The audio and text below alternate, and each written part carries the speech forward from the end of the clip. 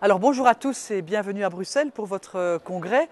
Je ne peux pas être parmi vous aujourd'hui, mais je tenais vraiment à vous adresser ce petit message parce que je pense que la cause que vous défendez, la défense de l'identité culturelle des Amaziques est extrêmement importante. Je reviens,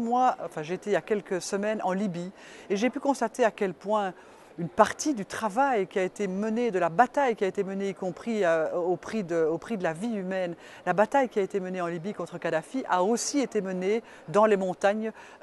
par les Amaziques. Et là où je me suis trouvé, les combattants que j'ai rencontrés, j'ai pu mesurer à quel point tout d'un coup, le fait que le joug de Kadhafi se lève et que la langue soit libérée, que les gens puissent parler leur langue, qu'ils puissent afficher leur langue, qu'ils puissent être tout simplement libres de s'exprimer et de manifester cette culture, est quelque chose qui pour eux était essentiel. Alors il est vrai qu'à côté de cette reconnaissance, cette libération, il y a aussi évidemment le fait que le gouvernement libyen n'a pas repris la composante amazique dans sa composition, ce que je trouve d'ailleurs très regrettable et sur lequel nous reviendrons dans nos rencontres successives avec les interlocuteurs libyens sur l'importance d'intégrer la composante berbère dans le gouvernement libyen. Idem dans d'autres pays de la région. Et je pense que la reconnaissance des droits culturels, de la langue, de l'éducation sont des facteurs essentiels pour qu'une culture puisse vivre. Elle est partie prenante importante dans cette région du monde, elle a droit à son existence, elle doit faire l'objet non seulement d'une reconnaissance théorique, ça c'est le combat aussi au niveau européen de lutte contre la discrimination vis-à-vis des minorités,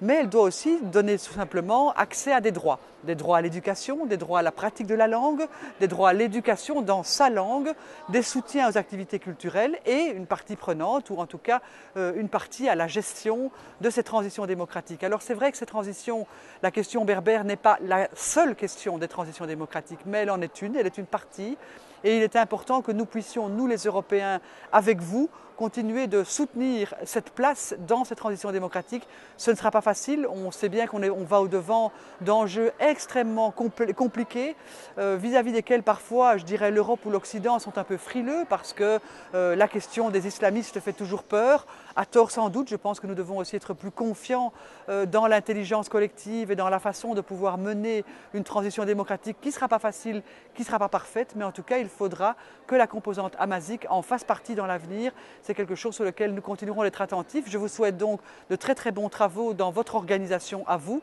dans la façon dont vous pouvez exercer de votre point de vue, de là où vous êtes, la pression. Sachez en tout cas qu'au niveau européen, nous rencontrerons cette demande pour tenter de la porter dans le cadre de cette transition et de lui donner la place qui lui revient